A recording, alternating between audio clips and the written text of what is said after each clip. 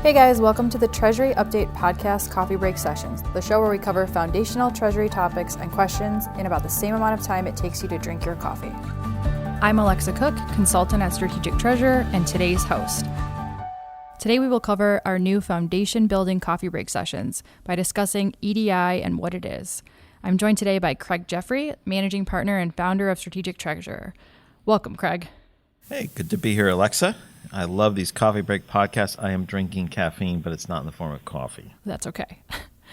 I guess let's just jump right in and get started by taking a look at what exactly EDI is. So what is EDI? EDI stands for Electronic Data Interchange, and ANSI is the governing body that puts out the standards for it. So when we think about this in terms of Treasury, it's the exchange of business documents electronically. And so you'll be familiar with some of the different numbers or terms that come up. So for payments, most people think about 820. As you look at, lockbox, bank fees, et cetera, there's some other items in the 800 series. Same thing with healthcare, 835, et cetera. So 820 is probably the most common payment origination document in this series. Okay, that makes sense. How long has EDI been around? That's a great question. It's been around multiple decades, and it has gone through some different iterations, but EDI has been around for quite some time. Its death has been proclaimed for more than a decade, and yet it continues to grow. Interesting. So you said it's evolved a bit. Do you want to maybe elaborate on that or give an example? Yeah, I think maybe the easiest way to say it is, so if you have a EDI series, you have an 820, and it's related to payments. There's also versions, so the development or evolution of this. So you might have had a 3010, a 3020, 3040. Those all represent versions. If you go from a 820 that was a 3040 to an 820 that's a 4010, that reflects an expansion of capabilities. The large numbers, the thousands, represent a major step, and the other ones are updates that oftentimes happen every year. They're in the fourth major iteration of it with different updates. So it allows for more capabilities, handles more instances of payment types, for example, or other business documents. Okay. What are some of the benefits of EDI, or why are we using it? Yeah, and maybe another question on that too is that the right form to use as you go forward? So why it continues to grow is that when you set it up, it works great in exchanging business documents. I invoice someone, I do a request for a proposal, I get an invoice, I get a bill, I generate a payment. I can use these messages back and forth, and it's an effective way to communicate with others. Once it's set up, all of that integration and translation flows to the back-end system that you're using, and so it works well. So it's harder to yank something out if something's already working well and set up. So you see certain industries, automotive, for example, where it's expanded rapidly and continues to grow. It's easy to do business.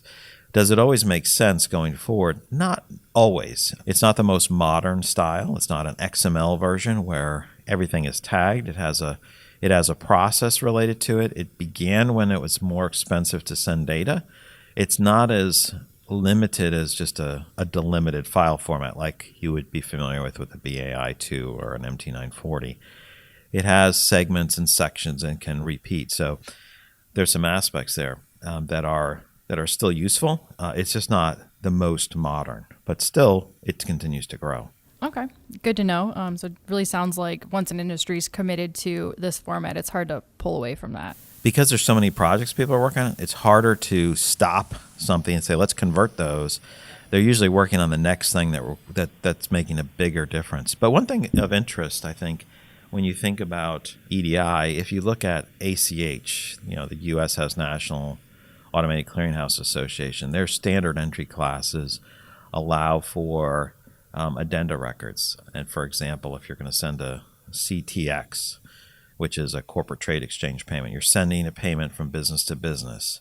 To include what you're paying for goes into those addenda records. In that addenda record, there's a segment of the 820 of the payment record called the BPR that includes like invoice number, date, amount, any discount, so that someone can take that out of the banking system and say, oh, this is what's being paid for. I can not only assign it to the vendor, or my customer that is paying me, but now I can apply it to the individual invoices because I have the detailed records. I don't have to call them.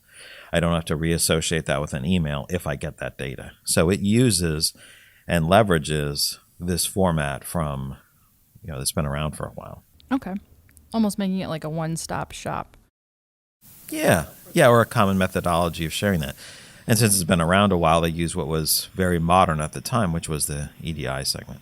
Okay. So a couple of minutes ago, I heard you say things could be translated or they're not in XML. So does that mean EDI has its own translations or special ways to be transmitted? Or do you maybe want to elaborate on that? Sure. So EDI can be transmitted any way you want to communicate. You can communicate it directly, host to host, or over your own private network. You can send it over a value-added network. This was a lot more popular a long time ago.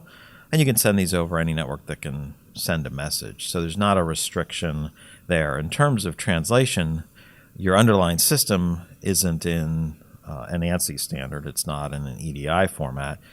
So you're always translating it from one of these standards back to your underlying system, whether it's SAP, Oracle, PeopleSoft, whatever. You have to have some kind of translation. So you're either buying a translation package, or you're using a treasury aggregator, or you're using someone who just does EDI. You buy your own translator to convert the language of the business document in that format to your underlying system. Okay.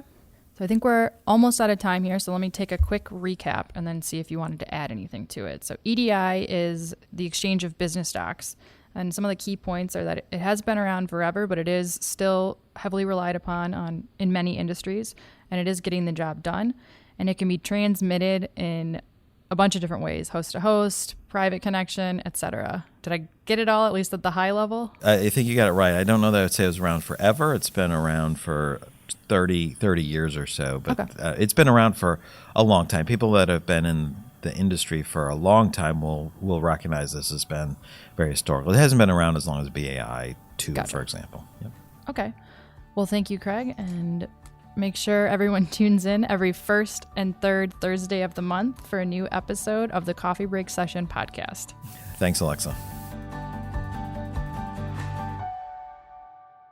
This podcast is provided for informational purposes only, and statements made by Strategic Treasurer LLC on this podcast are not intended as legal, business, consulting, or tax advice. For more information, visit and bookmark strategictreasurer.com.